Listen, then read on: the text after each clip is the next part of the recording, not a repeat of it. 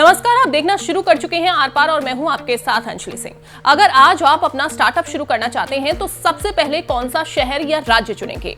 ज्यादातर लोगों का जवाब होगा बेंगलोर यानी कर्नाटक, क्योंकि सालों से यही माना जाता रहा है कि इंडिया का सबसे बड़ा स्टार्टअप हब बेंगलोर है। लेकिन अगर हम पिछले कुछ सालों के नए स्टार्टअप रजिस्ट्रेशन का डेटा देखें तो तस्वीर अब बदल चुकी है। अब कर्नाटक पहले नंबर पर नहीं है। 2021 से 2025 के बीच सबसे ज्यादा नए स्टार्टअप महाराष्ट्र में रजिस्टर्ड हुए हैं, जबकि यूपी दूसरे नंबर पर पहुंच गया है।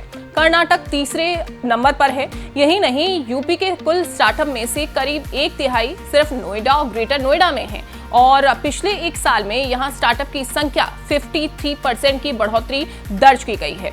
तो क्या भारत का स्टार्टअप मैप अब बदल रहा है? क्या महाराष्ट्र नया स्टार्टअप हब बन गया है? और अगर आज आपको स्टार्टअप शुरू करना हो तो सबसे सही स्टेट कौन सा होगा? इसी सवाल का जवाब जानेंगे अगले कुछ मिनट में।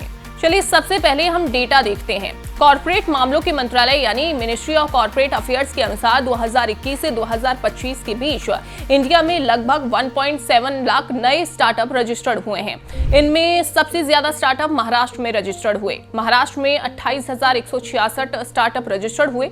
दूसरे नंबर पर उत्तर प्रदेश है, जहां 16,626 स्टार्टअप रजिस्टर्ड हुए हैं।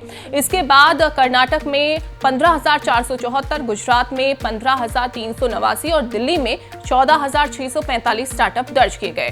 टॉप 10 राज्यों की लिस्ट में तमिलनाडु, तेलंगाना, हरियाणा, राजस्थान और केरल भी शामिल है। यानी अगर सिर्फ नए स्टार्टअप रजिस्टर्ड की बात करें तो भारत का स्टार्टअप लैंडस्केप पहले जैसा नहीं रहा। लेकिन यहाँ एक बात और समझना जरूरी है, रजिस्ट्रेशन ज्यादा होने का मतलब ये नहीं है कि वही राज्य हर तरह के स्टार्टअप के लिए सबसे बेहतर है, क्योंकि स्टार्टअप इकोसिस्टम सिर्फ कंपनियों की संख्या से नहीं बल्कि फंडिंग, टैलेंट, इन्वेस्टर्स और बिजनेस एनवायरनमेंट से भी तय होता है। यही वजह है कि आगे बढ़ने से पहले हमें यह समझना होगा कि आखिर महाराष्ट्र इतनी तेजी से आगे कैसे निकला। अगर कोई सोचता है कि महाराष्ट्र सिर्फ मुंबई की वजह से आगे है तो कहानी उससे भी कहीं बड़ी है। मुंबई देश की फाइनेंशियल कैपिटल है। यहीं देश के बड़े bank, venture capital fund, private equity firms और कॉर्पोरेट हेडक्वार्टर्स मौजूद हैं। दूसरी तरफ पुणे तेजी से टेक्नोलॉजी, ऑटोमोबाइल मैन्युफैक्चरिंग और डीप टेक स्टार्टअप का बड़ा केंद्र बन चुका है। यानी एक तरफ फंडिंग मिलती है तो दूसरी तरफ टैलेंट और इंडस्ट्री का मजबूत नेटवर्क भी मौजूद है। इसी वजह से नए एंटरप्रेन्योर्स के लिए महाराष्ट्र एक मजबूत ऑप्शन बनकर उभरा है। यही कारण है कि पिछले 5 साल में यहां 28,166 स्टार्टअप रजिस्टर्ड हुए।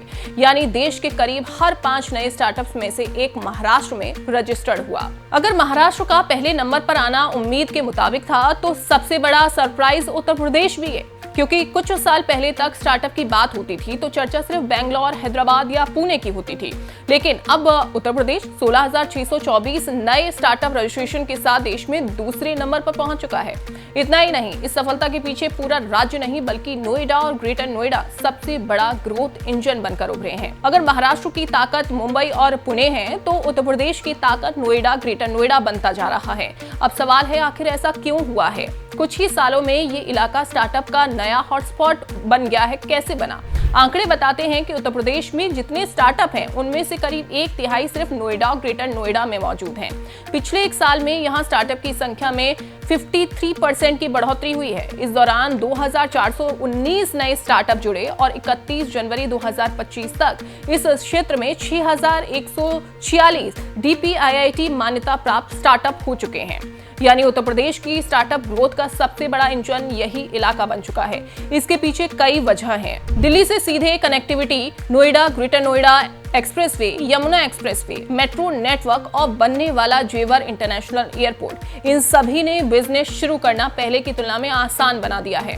सिर्फ इंफ्रास्ट्रक्चर ही नहीं बल्कि बड़ी IT कंपनियों और कॉर्पोरेट ऑफिसेज की मौजूदगी की वजह से स्किल्ड वर्कफोर्स भी आसानी से उपलब्ध हो जाती है। यानी स्टार्टअप को ऑफिस, टैलेंट और मार्केट तीनों एक ही रीजन में मिल जाते हैं।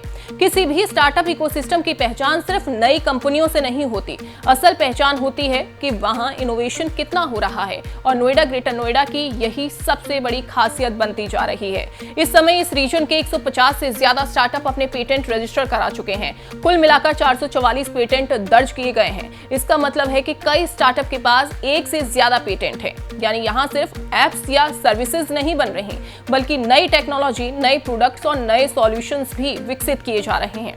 वैसे एक्सपर्ट्स मानते हैं कि जब किसी रीजन में पेटेंट बढ़ने लगते हैं तो इसका मतलब होता है कि वहां रिसर्च, प्रोडक्ट डेवलपमेंट और इंटेलेक्चुअल प्रॉपर्टी पर भी काम हो रहा है। यानी नोएडा अब केवल आईटी कंपनीज का शहर नहीं बल्कि इनोवेशन हब बनने की दिशा में भी आगे बढ़ रहा है। वैसे सिर्फ अच्छी लोकेशन से कोई शहर स्टार्टअप हब नहीं बन जाता। अगर ऐसा होता तो देश के कई दूसरे बड़े शहर भी आज नोएडा जैसी रफ्तार से आगे बढ़ रहे होते। दरअसल इस ग्रोथ के पीछे पॉलिसी और इंफ्रास्ट्रक्चर दोनों का बड़ा योगदान है। उत्तर प्रदेश स्टार्टअप पॉलिसी के तहत incubation centres, seed funding, mentorship और कई सरकारी सहायता योजनाएं उपलब्ध कराई जा रही हैं। वहीं दूसरी ओर दिल्ली एनसीआर का विशाल मार्केट स्टार्टअप को शुरुआती ग्राहक भी देता है। यही वजह है कि टेक्नोलॉजी, इलेक्ट्रॉनिक्स, मैन्युफैक्चरिंग, लॉजिस्टिक्स और आर्टिफिशियल इंटेलिजेंस जैसे सेक्टरों के स्टार्टअप यहां तेजी से बढ़ रहे हैं। यानी नोएडा की सफलता सिर्फ जियोग्राफी नहीं बल्कि policy plus infrastructure plus market, इन तीनों के मेल का नतीजा है। लेकिन इतनी तेज ग्रोथ के बावजूद एक सवाल अभी भी बाकी है। अगर कोई कहे कि पूरे भारत में स्टार्टअप शुरू करने के लिए सिर्फ एक ही बेस्ट स्टेट है तो ये पूरी तरह सही नहीं होगा, क्योंकि हर राज्य की अपनी अलग ताकत है। अगर आपका startup fintech, banking, financial services, media या D2C ब्रांड से जुड़ा है तो महाराष्ट्र बेहतर ऑप्शन माना जाता है। वजह है मुंबई, जहां बड़ी कंपनियां, बैंक, वेंचर कैपिटल फंड्स और इन्वेस्टर्स मौजूद हैं। अगर आपका startup AI, software, deep tech या एंटरप्राइज टेक्नोलॉजी पर आधारित है तो कर्नाटक, खासकर बेंगलोर, आज भी सबसे मजबूत इकोसिस्टम में से एक है। वहीं अगर आपका startup electronics, manufacturing, logistics, warehousing, EV supply chain या दिल्ली NCR मार्केट को टारगेट करता है तो नोएडा ग्रेटर नोएडा तेजी से एक मजबूत ऑप्शन बनकर उभरा है। यानी स्टार्टअप शुरू करने से पहले सिर्फ ये मत देखिए कि कौन सा राज्य रैंकिंग में पहले नंबर पर है, बल्कि ये भी देखिए कि आपका बिजनेस किस इकोसिस्टम में तेजी से ग्रो कर सकता है। यहाँ एक बात समझना बहुत जरूरी है। जो रिपोर्ट आपने देखी उसमें नए स्टार्टअप रजिस्ट्रेशन 2021 से 2025 की बात हो रही है।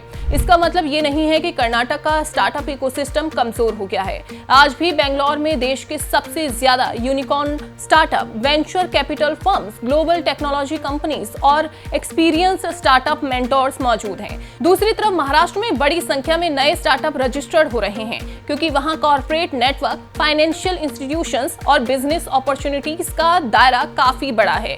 वहीं उत्तर प्रदेश तेजी से आगे बढ़ रहा है, लेकिन फंडिंग इकोसिस्टम, एंजल इन्वेस्टर्स और ग्लोबल वेंचर कैपिटल नेटवर्क के मामले में उसे अभी और मजबूत होना बाकी है। यानी तीनों राज्य की अपनी अपनी अलग ताकत है।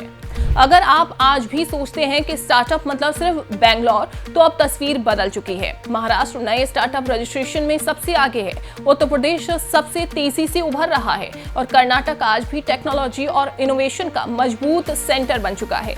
यानी अब सवाल ये नहीं है कि सबसे अच्छा राज्य कौन सा है, कौन सा सबसे ज्यादा अच्छा स्टेट है, बल्कि सवाल ये है कि आपका स्टार्टअप किस तरह का है और उसके लिए सबसे सही इकोसिस्टम कहाँ मिलेगा। क्योंकि सही आइडिया अगर सही जगह पहुंचे तो एक छोटा सा स्टार्टअप भी कल की बड़ी कंपनी बन सकता है। अगर आपको ये वीडियो पसंद आया हो तो इस वीडियो को लाइक करिएगा, शेयर करिएगा और चैनल को सब्सक्राइब करिए।